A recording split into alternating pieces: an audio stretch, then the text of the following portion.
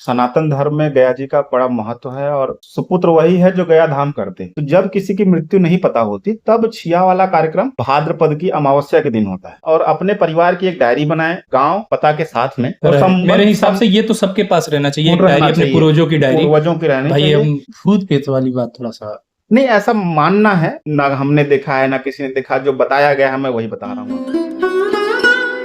जय श्री राम मित्रों, कैसे हैं आप लोग? उम्मीद है अच्छे होंगे। तो आपका स्वागत है आपके चैनल ऋषभ विजन पे। जैसा कि आप देख सकते हैं, आज हम बैठे हैं और हमारे साथ में बैठे हैं डॉक्टर कृष्ण प्रकाश जी, जो कि वर्तमान में समुद्री वैज्ञानिक के रूप में कार्यरत। तो ये वीडियो विशेष रूप में, जैसा कि पितृपक्ष चल रहा है और पितृपक्ष में गया का नाम ना है, ऐसा हो नहीं सकता। तो आइए आज उसी विषय में बात करते हैं। तो अभी हाल फिलहाल में ही कृष्ण प्रकाश जी के यहाँ पे गया धाम का आयोजन हुआ। आपके पिताजी गया धाम होके आए और पितरों के शांति के लिए वहां पे पिंडदान करके आए। तो ये सनातन धर्म में माना जाता है ये सबसे बड़ा पूजन विधि है जो कि करना होता है और बहुत सौभाग्य का विषय होता है। तो सबसे पहले हम बहुत बहुत बधाई देना चाहेंगे कि ये सौभाग्य का विषय है अगर किसी के यहाँ गया धाम जाने का आयोजन बने। बिल्कुल भी। तो इसके पहले हम आप लोग को बताना चाहेंगे कृष्ण प्रकाश जी के थ्रू जो कुछ छोटी छोटी बातों का ध्यान देना होता है जिससे सुचारू रूप से गया को सफल माना जाता है। हाँ, तो इसमें हम लोग कुछ बहुत ज्यादा शास्त्र रूपी बात नहीं कर पाएंगे। एक्चुअल में इसका क्या होता है वो तो पंडित जी लोग बताते हैं, लेकिन व्यवस्था करने में आपको क्या क्या अनुभव प्राप्त हुआ, जैसे आपने जब ये सोचा होगा कि हमको गया कराना है, उसके बाद आपने क्या व्यवस्था की होगी, कैसे कैसे किया होगा, किनसे मिला होगा, कैसी सारी रचना कैसे बनी, वो सब आज जानते हैं। तो सबसे पहले स्वागत करते हैं कृष्ण प्रकाश जी का। बहुत बहुत धन्यवाद। जय श्री राम। सबसे पहले तो सनातन धर्म में गया जी का बड़ा महत्व है और कहा गया है कि गया महात्म्य पंडित जी बताए कि सुपुत्र वही है जो गया धाम करते, या गया धाम में जाकर आ जाए, पिंडदान न हो तो भी वहां अगर चले गए आप तो आपके पूर्वज देखकर प्रसन्न होते हैं कि हमारे यहाँ से कोई आया है। जगह की महिमा है, जगह की ऐसी महिमा है। मेरे रोंगटे खड़े हो रहे हैं बताते वक्त। तो प्रक्रिया यहाँ से जो भाद्रपद होता है, भादव महीना बोलते हैं हमारे यहाँ पे, इसके जो शुरुआती दौर होती है कि अगर आप योजना बना रहे हैं कि अपने पितरों को मुक्ति के लिए कुछ कार्यक्रम गया जी जाकर किया जाए, तो छिया से होता है और वो भाद्रपद की अमावस्या के दिन ही शुरू होता है। अमावस्या के दिन सभी पितरों का आवाहन करवाते हैं पंडित जी। ये तो आपको पंडित जी बता देंगे, मतलब दर्शकों के माध्यम से अगर कोई करना चाहे तो। सभी के यहाँ पे पुरोहित होते हैं, पंडित जी वो सारी विधि बताते हैं। छिया वाला वो काफी सरल तरीके से बताते हैं और करवाते भी हैं। मेरे यहाँ तो पंडित वेद प्रकाश पांडे जी हैं, शास्त्री जी, उनके परिवार ने मिलकर बहुत अच्छे से कराती है। तो ये छिया जो होती है ये साल में एक ही दिन होती है। हाँ, जिसके जैसे कि हमारे दादा परदादा, उनके भी दादा परदादा, बहुत हमने 7 पीढ़ियों का कर दिया, तो हमें ज्ञात नहीं था किसकी मृत्यु कब हुई है। तो जब किसी की मृत्यु नहीं पता होती तब छिया वाला कार्यक्रम भाद्रपद की अमावस्या के दिन होता है। अन्यथा अगर किसी को तिथि प्राप्त है तो तिथि के दिन पे हो जाता है। हाँ, तिथि पता है, तिथि के दिन भी आप छिया कर सकते हैं। कर सकता है। तो छिया के बाद आता है कि आप भागवत सुन सकते हैं, आने के बाद भी भागवत सीखते हैं। दोनों विधियां हैं, ये सब वैदिक। कहीं मानना है कि पहले सुनना ज्यादा अच्छा होता, कहीं मानना है बाद में सुनना। हाँ, वैदिक चीजें हैं, लोग अपने सुविधा अनुसार ये कर लेते हैं। कोई पहले सुनता है, कोई बाद में सुनता है। आप छोटे में भी सुन सकते हैं घर के अंदर, आप बड़ा आयोजन भी कर सकते हैं। अगर आप जैसा आपको नारायण ने सामर्थ्य दिया है वैसा आप कर सकते हैं। उसके बाद आता है कि सभी जनरली जो रिश्तेदार होते हैं, ननिहाल पक्ष, ससुराल पक्ष, पंडित जी ने कहा था जो पूजनीय हो उनके यहाँ से अक्षत ना लें, तो उनके यहाँ से अक्षत आता है चावल के रूप में। जो पूजनीय हो उनके यहाँ से अक्षत ना लें, जैसे कि आपने बहन की शादी करी, बेटी की शादी करी, तो उनके आपने वहां अक्षत पे नहीं है। दामाद को पूजा, वहां पैर पूज गया, तो वहां से नहीं लिया जाता। वहां से नहीं लिया। लोग सिर्फ अक्षत दें तो ठीक है, ये क्या होता है, भिक्षा स्वरूप है।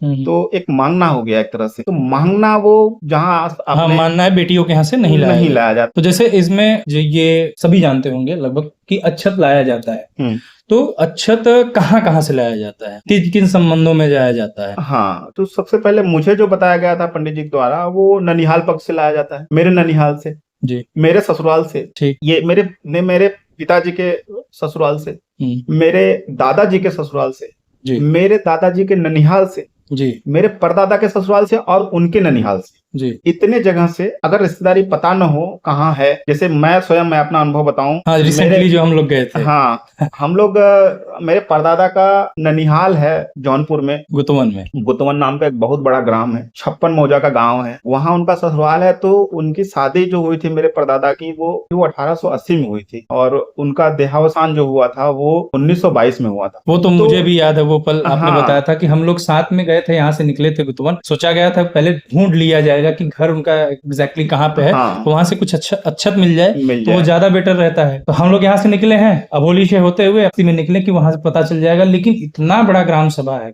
56 मौजे का ग्राम सभा है, कि वहां ये जान पाना या किसी के थ्रू जान पाना था भाई इतना पुराना, 1922 में इनका देहावसान हुआ है, 1880 में शादी हुआ है, तो कोई बता ही नहीं पा रहा था। तो हम लोग वहां पे पहुंचे, वहां पे पहुंचने के बाद हम लोग गए थे एक मंदिर पे पंडित जी ने कहा था कि अगर उनका नाम पता न मालूम हो कि किसके यहाँ शादी हुई थी, किसके यहाँ आपकी रिश्तेदारी है, क्योंकि ये 100 साल पुरानी चीज हो गई। अब 100 साल पहले न मेरे पिताजी को पता है, दादाजी हमारे है नहीं, वो होते तो शायद बताते। तो पहली जो आपके माध्यम से दर्शकों को जो मैं सलाह देना चाहूंगा कि अभी से पिछला जो आपके पास जानकारी है नहीं है उसको इकट्ठा करें, उसको इकट्ठा करें और अपने परिवार की एक डायरी बनाएं जिसमें आपके सभी रिश्तेदारों का नाम, गांव, पता के साथ में, और मेरे हिसाब से ये तो सबके पास रहना चाहिए, एक डायरी, अपने पूर्वजों की डायरी, पूर्वजों की रहनी भाई चाहिए, हम कहाँ से बिलोंग कर रहे हैं, एटलीस्ट ये तो पता रहना चाहिए। मान लीजिए अब मेरी पोस्टिंग कहीं है, ट्रांसफरेबल जॉब है, तो जब आप आते हैं या संभव नहीं हो पाता सभी रिश्तेदारों के यहाँ पहुंच पाना किसी कार्यक्रम में, तो ऐसे, लेकिन ये कार्यक्रम ऐसा है कि अगर आपका एक जगह से चावल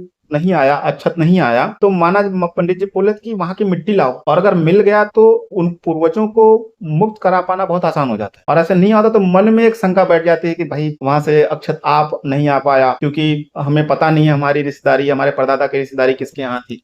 मोस्टली लोगों को नहीं पता होता। 100 साल पहले उस वक्त तो हम गुलामी में जी रहे थे, अंग्रेजों की गुलामी थी 1880 में। 1922 में भी बहुत ज्यादा आजादी नहीं मिली थी, 47 मिली। उस वक्त वर्ल्ड वार 2 का समय था उस समय। तो जैसे वहां पे गए हम लोग, फिर हम लोग वहां पे गए, गांव वालों से बात किए, तो जो मिट्टी लेने का प्रोसेस है, तो गांव वालों ने सलाह दिया कि यहाँ का जो सिद्ध स्थान है, मतलब मंदिर है, तो हम लोग मंदिर पे गए, वो गौतमेश्वर महादेव का मंदिर है, गौतमेश्वर महादेव, हाँ, काफी दिव्य है, काफी अच्छा है, आप देख सकते हैं। और वहां से फिर हम लोगों ने मिट्टी लिया और फिर घर पे आए। और जैसे मैं पूछना चाहूंगा कि और किन बातों का ध्यान देना होता है?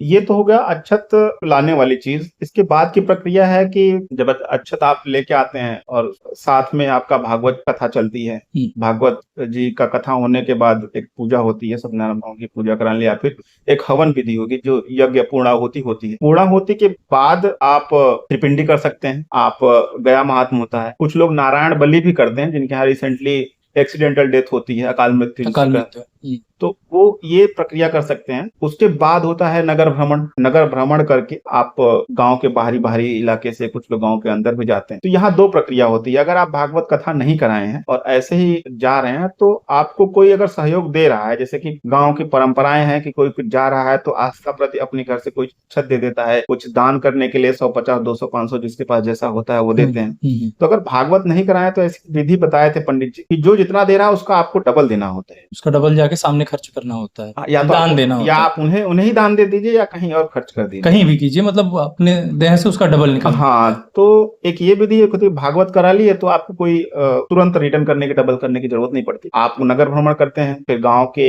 बॉर्डर पर आप बैठते हैं, वहां पे आप वहाँ भोजन पानी करते हैं, हाँ। और वहां से आप निकलते हैं बनारस के लिए। कुछ लोग राम गया भी जाते हैं, जो उस साइड वाले हैं। यहाँ की मान्यता नहीं है, यहाँ वाले सीधा बनारस जाते हैं, वहाँ पे पिशाच मोचन मंदिर है, भगवान का धाम काशी में। सबसे पहले वहाँ पिंडदान करते हैं। वहाँ का करने का प्रयोजन यह है कि मानते हैं कि जो अपने पूर्वजों के साथ अगर कोई भूत प्रेत आ गए हैं, वो यहाँ बैठ जाते हैं और पूर्वज आपके गया जाते हैं। भूत प्रेत वाली बात थोड़ा सा नहीं, ऐसा मानना है, ना हमने देखा है ना किसी ने देखा, जो बताया गया है मैं वही बता रहा हूँ आपको। नहीं, आपको क्या लगता है भूत प्रेत वाली बातें में क्या आत्माएं होती हैं? जैसे हमारे जो पूर्वज हैं, तो अगर पुराने ग्रंथों के हिसाब से, शास्त्र के हिसाब से देखा जाए और मान्यता ही मानना ही चाहिए, वो एक देवस्थान पे है। तो अगर हमारे पूर्वज, हमारे पितृ देवस्थान पे है, तो क्या भूत पिशाच ये कैसे आता? मैं भी उसको मानता हूँ, क्योंकि क्या है, उसमें ओझा भी बुलाए जाते हैं गया धाम करने से पहले। मुझे जो जानकारी है, तो उसमें क्या है, वो विचारते हैं, तो कई सारी, जैसे होता है फुलमती, भवानी, ये सब नामों से बताते हैं वो वो लोग फिर उनको बैठाया जाता है, फिर उसके बाद तो इनको जो भूत प्रेत की योनि में बताया जाता है, तो ये कहाँ तक सत्य है? काफी हद तक सत्य है, 100% सत्य है, होते हैं। आप निगेटिव एनर्जी, हम लोग उसको भूत कह लें, प्रेत कह लें, काली आत्माएं कह लें, काली विद्या बंगाल में बहुत फेमस है। मतलब एक प्रकार से ये निगेटिव एनर्जी है। निगेटिव तो कई एनर्जी लोग किसी इसको भी फॉर्म में होती है। जनरली देखा जाता है कि पुराने लोग बताने वाले बताते हैं, जो ज्ञाता हैं इसके वो भी बताते हैं कि निगेटिव एनर्जी होती है। यदि पॉजिटिव एनर्जी है तो निगेटिव एनर्जी भी होती है किसी न किसी फॉर्म में। अब होता क्या है कि जो कमजोर आत्माएं होती हैं वो उनके सानिध्य में आ जाती हैं, और ताकतवर होती है वो उनको भगा देती हैं, तो इनका ग्रुप बन जाता है। और वो ग्रुप में उनको पता नहीं चल पाता कि हम उनके वंशज हैं, क्योंकि उनको दाना पानी चाहिए होता है। और ये पितृपक्ष का जो 15 दिन होता है बहुत खास होता है। सिर्फ और जो मरी हुई आत्माएं होती हैं, एक्सीडेंटल हो या स्वतः से वो उनका प्राण त्यागना हो, ये इनके पास सब कुछ होता है, बहुत शक्तियां होती हैं इनकी। जो चाहे इनसे करवा सकते हैं, जो चाहे आपको दे सकते हैं, बस उनके पास खाना और पानी नहीं होता। इसीलिए कुछ विशेष वृक्ष हैं जिनके ऊपर ही इनको स्थान दिया गया है। अगर आप वैदिक शास्त्र पढ़ेंगे तो आपको उसमें समझ में आएगा कि पीपल का हो गया, ये बहुत ही दिव्य वृक्ष माना जाता है। इनके ऊपर सिर्फ अच्छी आत्माएं रुक सकती हैं, इसीलिए पीपल की पूजा होती है, आम की पूजा नहीं होती। आम के पेड़ पर कोई नकारात्मक चीजें बढ़ेंगी तो उसकी डालियां फटाफट टूटती हैं। तो जितनी अच्छी आत्माएं हैं वो सब पीपल में वास करती हैं। और पीपल माना जाता है कि पीपल में ऑक्सीजन देने की क्षमता बहुत होती है, और पीपल में भरपूर पानी होता है। पीपल और बरगद में, ये पेड़ अपने पूर्वज कहते थे कि जहां हर गांव में कम से कम 100 पीपल बरगद हो तो वो गांव समृद्ध रहता है। इसके अंदर इतनी क्षमता होती है कि नीचे का पानी जल सतह बढ़ा देता है, बढ़ाता है। हाँ, जल स्तर बढ़ा देता है, ये खींच के अपने पास रखता है। तो वहां पे अगर अच्छी आत्माएं जा रही हैं तो उनको पानी की दिक्कत नहीं होती। और जो हम लोग पानी खाना देते हैं, यही 15 से 19 दिन का कार्यक्रम होता है जो पितृपक्ष इसमें देते हैं। तो आइए कुछ बातें और करते हैं। जैसे बीच में आपने बताया 15 दिन बहुत खास होते हैं, तो इसमें मैं एक चीज पूछना चाहता हूँ। पितृदेव, हमारे पितृदेव बोला जाता है, देवता देवस्थान पे होते हैं, क्या इनके लिए यही 15 दिन है जिस दिन उनके परिवार द्वारा उनको जल दिया जाए? ना, ये सरासर मैं नहीं मानता इस चीज को, मैं गलत ही बोलूंगा। मैं भी इसमें सहमत हूँ मैं कि लोग करते हैं कि मात्र 15 दिन उनको नहीं। पानी देते हैं। जैसे कि आप भगवान का पूजा करते हैं, प्रतिदिन सुबह नहाते हैं, धोते हैं, अपना पूजा पाठ करते हैं, उसी तरह से पहले मेरा अपना मानना है कि, और मुझे कई विद्वानों ने भी बताया कि आप सही कर रहे हैं, और मैंने उनको पूछने और जानने के बाद ही ये शुरू किया। सबसे पहले अपने पूर्वजों के याद उनको जल देता हूँ, साथ में भगवान को भी जल देता हूँ, पहले उनकी पूजा करता हूँ साथ में। क्योंकि जो मुझे बताया गया है कि मैं जिसकी जमीन इस्तेमाल कर रहा हूँ वो मैंने ना खरीदी है और ना ही मैंने बनाया है उसको। वो मेरे पूर्वजों न जाने कितनी पीढ़ियों से चली आ रही है। मुझे स्वतः नहीं पता है कि वो कितनी पुरानी जमीन है, वो उन्होंने कैसे खरीदी थी या कैसे उसको बनाया है। आज भी मैं पुराना घर तोड़ के नया घर बनाया, उसी जमीन पे बनाया, तो मेरा तो नहीं है। आपका तो मैं जिसका खा रहा हूँ, जिसका पी रहा हूँ, जिसकी जमीन पे वास कर रहा हूँ, उसके प्रति कृतज्ञता तो बनता है। इसलिए मैं ये नहीं मानता कि ये सिर्फ 15 दिन ही, हाँ 15 दिन में ये प्रयोजन किया जाए कि उनको पिंडदान दिया जाए, उनको गया श्राद्ध किया जाए, उनकी त्रिपिंडी कर दी, मतलब उनके मुक्ति के लिए जो साधन है वो इसमें बहुत आसानी से मुक्त होने की प्रक्रिया है।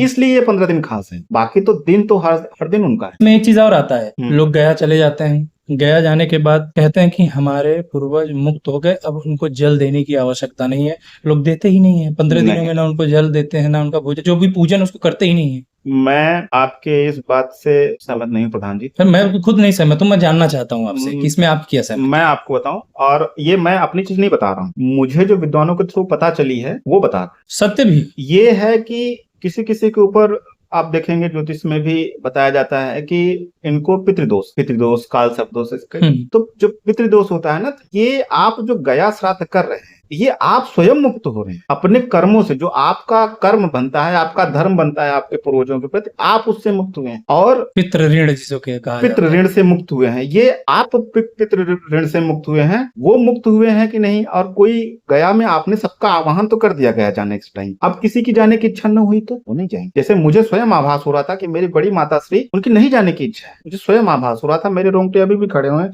शायद रिकॉर्डिंग में भी आ जाए हो रहा है। तो ऐसा समय मैं साथ में था, मैंने महसूस अगर मैं गया करके आया और मेरी बड़ी माता श्री नहीं गई हैं, मान लीजिए नहीं गई हैं, तो क्या बनता है? मैं उनको पानी नहीं दूंगा तो वो मेरे पर नाराज होंगे या प्रसन्न होंगे? जाहिर सी बात है ना। एज ए पुत्र होने के नाते मेरा क्या धर्म बनता है? वंश होने के नाते भाई धर्म बनता है अपने पूर्वजों को जल दे। मैं पूर्वजों की पूजा करूं, उनको जल पानी दूं जितना मेरे से बन सकता है, और नहीं बन सकता मैं उनसे हाथ जोड़ के माफी मांगूंगा। अच्छा, ये भी तो नहीं है कि ये बहुत मुश्किल नहीं, ये भी तो नहीं है कि बहुत मुश्किल हो। मैं सुबह पूजा करता हूँ, सुबह सब नहाते हैं, दिनचर्या सबके पास बिल्कुल एड ऑन करना है, मुश्किल से 30 सेकंड या 1 मिनट का कार्य बस। और अगर आप जल पानी नहीं भी दे पा रहे हैं तो आप एक मिनट हाथ जोड़ लीजिए, अपने प्रणाम तो पूर्वजों को कर, प्रणाम कर लीजिए, जिनका जिनका चेहरा स्मरण हो उनका स्मरण कर स्मरण लीजिए, कर लीजिए, और नहीं प्रणाम हो कर तो लीजिए। एक लाइन में बोल दीजिए, मेरे पूर्वजों की कृपा मेरे ऊपर बनी रहे, मुझसे जो गलती हुई है क्षमा करें। यही छोटी छोटी कहना चीजें हैं जिसमें लोग नहीं, बहुत चीजें गलतियां हैं कि करते हैं। आने के बाद जल पूजा अच्छा। बंद नहीं करनी चाहिए। हम्म, ये पूर्वजों के ऊपर निर्भर करता है कि आपकी पूजा से, आपके कर्म से वो प्रसन्न है कि नहीं है, जाना चाहते हैं नहीं जाना चाहते, कई चीजें होती हैं। लेकिन आपको निरंतर देते रहना देते चाहिए, इसको रहना चाहिए, बंद नहीं करना बंद चाहिए, नहीं कर। ये मेन बात है। और इसमें बातें हैं लगभग, अब चलिए वीडियो के अंत की तरफ बढ़ते हैं और कुछ चीजें और जानते हैं। ये आपके विचार में कब आया कि गया यात्रा करना है? तो जब आपके विचार में ये आया कि गया यात्रा करना है, तो उसमें सबसे पहले आपने क्या किया? जैसे इसमें परिवार को भी एकत्रित करना होता है, तो उससे भी संबंधित, उसके बाद पंडित जी से मिलना, या फिर और सब कामों को करना है? इसको शॉर्ट में एक बार दर्शकों को बता दीजिए, जो आपके पास इन सब संबंधों से जो जानकारी है, क्योंकि आपने अभी रिसेंटली करवाया है तो आप उसको अच्छी तरीके से बता सकते हैं। ये पंडित जी के साइड से नहीं, जो करवाने वाले हैं उनके साइड से उनको ये अनुभव बताया जाए। मैं क्षमा चाहूंगा कि मैंने कुछ नहीं करवाया है, सब नारायण के आशीर्वाद से खैर, हुआ ये तो है। सत्य है। पूर्वजों ने जो चाहा वो करवाया, मुझे निमित्त बना दिया है, पीछे से डंडा मार रहे थे करो, जी। हम वही किए हैं, हम्म, मैंने कुछ नहीं करवाया, मैं क्षमा चाहूंगा इस पे। हमारी तैयारी ऐसी थी कि मैं 2 साल पहले से इसकी प्लानिंग कर रहा था। मैं सोच रहा था कि हो जाए तो अच्छा है, बट घर में कुछ ऐसी परिस्थितियां, अपनी 2 बच्चियों की शादी थी, तो नहीं हो पाया पिछले साल। इस बार हमारे बड़े भाई साहब हैं मनोज भैया, उनसे बातचीत चल रही थी, तो करीब 6 महीने पहले से इसकी प्लानिंग हो रही थी कि कैसे करना है।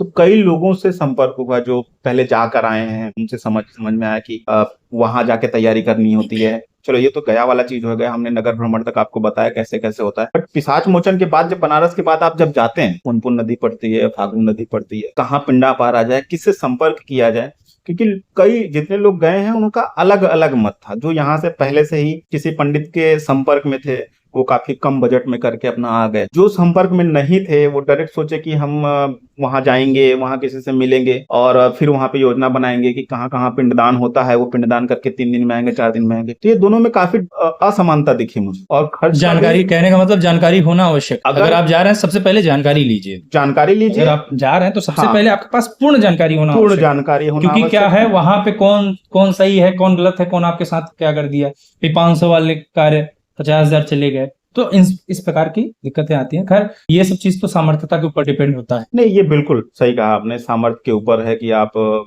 आपका सामर्थ्य कितना है। आपका सामर्थ्य अगर नारायण ने अच्छा दिया हुआ है तो आप डायरेक्ट चाहिए, कोई दिक्कत नहीं। लेकिन और सारा सामर्थ्य एक बराबर हो जाता है अगर भाव आपके पास एक समान है। बिल्कुल भाव से 50 खर्च करने वाला भी अगर वही भाव रखा है, और 50 लाख खर्च करने वाला अगर भाव नहीं रखा है, तो मेरे हिसाब से फिर वो पूर्ण नहीं है। बिल्कुल इसमें भाव आवश्यक है। नहीं, खैर कोई भाई, भी अब कार्य आज करें। हम लोग जिस दुनिया में जी रहे हैं, जैसा चल रहे हैं, जिस जमाने में चल रहे हैं, अर्थ की तो आवश्यकता पड़ेगी ही पड़ेगी, बिल्कुल, भाव के बिल्कुल। साथ साथ भी। नहीं, वही मैं बता रहा हूँ कि भाव है और अर्थ नहीं है तो भी हो जाएगा, भाव है, अर्थ नहीं है तो हो अर्थ नहीं जाएगा। है तो भी हो जाएगा। जी, इस पे मैं मैं आपके वीडियो विस्तार के में जानना माध्यम चाहूंगा। से मैं बता दे रहा हूँ, किसी को अगर दिक्कत हो कि वो 50,000 1 लाख में भी करवाना चाहें, कोई को बताते हैं 10 लाख में होगा, 50 लाख में होगा, 1 करोड़ तक खर्च बताते हैं।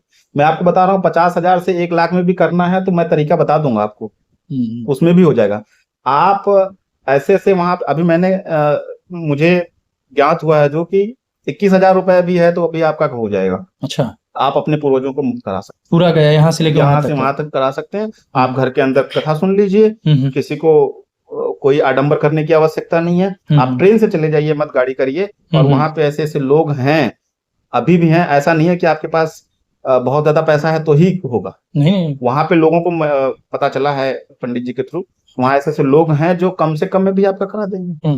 बिल्कुल, ये तो बड़ी अच्छी ये बात कम से कम 21,000 भाव है तो जाइए। भाव है तो अर्थ की आवश्यकता पैसे की इस कार्यक्रम में तो नहीं पड़ेगी। अगर आडंबर नहीं करना है तो बिल्कुल, आपको मात्र पूजन करना है। हाँ, तो वहां पे जो फागु नदी है, पुनपुन नदी है, और वहां पे जैसे विष्णु भगवान का मंदिर है, सीता माता का है, क्योंकि सीता माता भी वहां पिंडदान करेंगे। अच्छा। और एक वहां पे प्रेतशिला है जहाँ पे ले जाके चावल छिटा जाता है अंत में। तो अगर आप करना चाहें तो 3-4 दिन की प्रक्रिया है, और अगर आप थोड़ा धीरे धीरे करना चाहें तो आप जितना समय ले लें वो पिंडदान के लिए। तो चलिए, 21,000 को 50,000 के अराउंड में ले लिया जाता है। ये भी आज के समय में छोटा अमाउंट ही देखा जाएगा, अगर गया महात्मा के रूप में देखा जाए नहीं, तो इसमें खर्च होने वाले 50,000 तो कम ही अमाउंट है। हाँ बिल्कुल कम। जिस प्रकार से जो 21 वाला जो भी बताया आपने, उसको अगर 50 लिया जाता है तो निश्चिंत होके, फ्री माइंड होके किया जा सकता है। और जो गया, जिनको लगता है कि गया नहीं कर सकते या फिर अभी सामर्थ्य नहीं दिया नारायण ने, वो मेरी सलाह के अनुसार, अगर आप मेरी सलाह मानेंगे या आपके दर्शक मेरी सलाह सुनेंगे, तो मैं तो सलाह दूंगा कि कम से कम पिशाच मोचन पे हर साल वो त्रिपिंडी तो करा दिया वो जाए। तो हर साल करना चाहिए एक घर पे।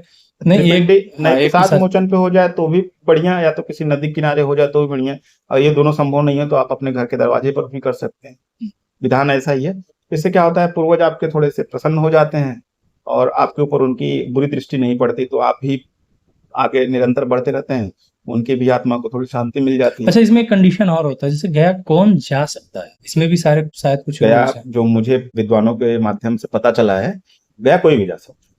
ऐसा नहीं है कि मेरे जैसे पिताजी, मुझे जो सुनने में आया है तो उसमें बोला गया है कि जैसे सपोज मैं अगर गया जा रहा हूँ मैं स्वयं मैं अपने ऊपर ले रहा हूँ कि मैं अपने जिम्मेदारियों से निपुण हूँ कहने का मतलब ये कि मैं अपने जिम्मेदारियों से पूर्ण हुआ रहूँ। बच्चे हैं उनका उनका विवाह हुआ रहना चाहिए। जैसे मेरे पास अभी कोई ऐसा जिम्मेदारी ना रहे कि बच्चे हैं बच्चियां हैं उनका विवाह कराना है, इन सब कार्यों से मुक्त होने के बाद मैं स्वतंत्र हूँ गया जाने के लिए, क्या ऐसा कुछ? दो विधि है। एक विधि है कि जो आपने बताई कि हर चीज से मुक्त रहें, ये चौथेपन में आता है कि आप अपने जीवन जी चुके हैं, अपनी जिम्मेदारियां लगभग पूरी कर चुके हैं, बच्चों की भी आदि पूरी करा चुके हैं। अगर उनकी शादी हो गई तो उनकी जिम्मेदारी आधा आपने पूरी करा दी।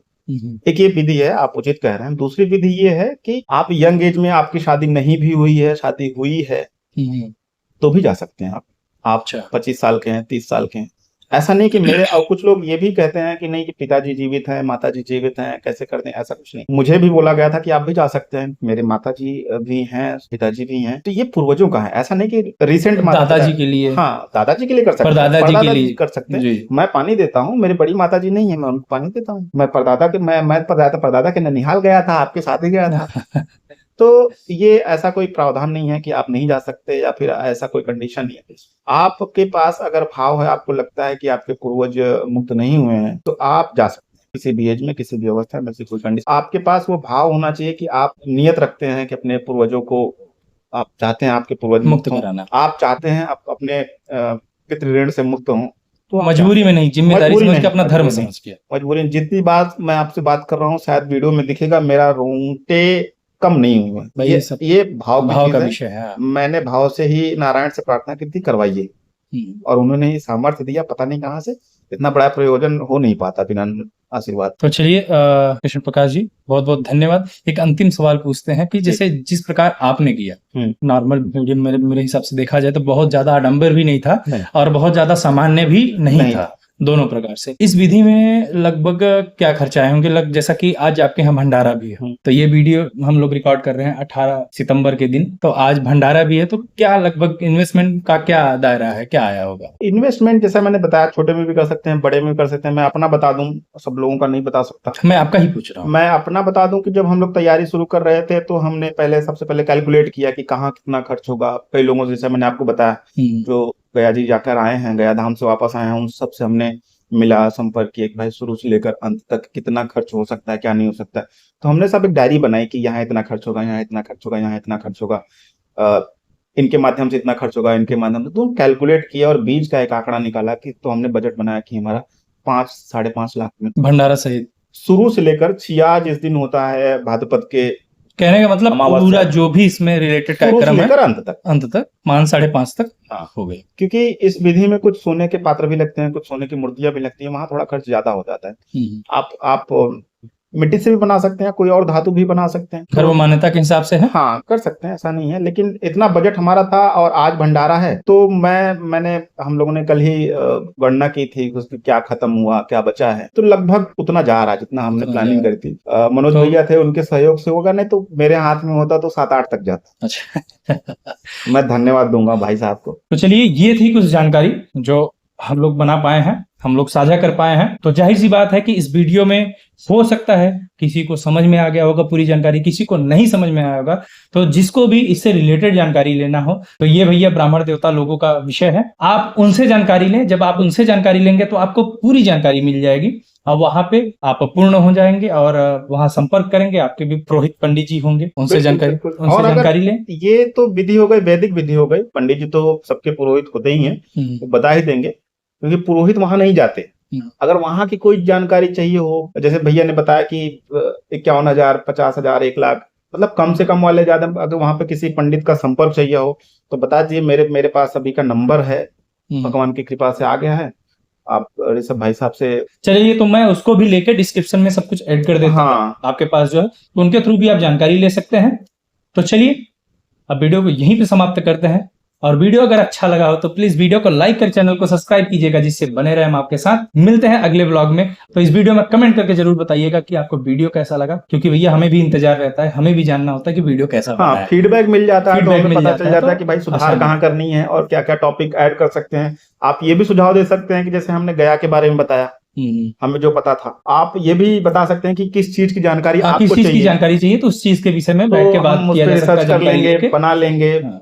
और कोई जो जानकारी हमें हम हमारी तरफ से कुछ अगर आप लोगों को हेल्प हो पा रही है, हम वो भी ऐड कर देंगे, उसमें भी वीडियो बना देंगे। कई लोगों को सहूलियत हो जाएगी, आसानी हो जाएगी।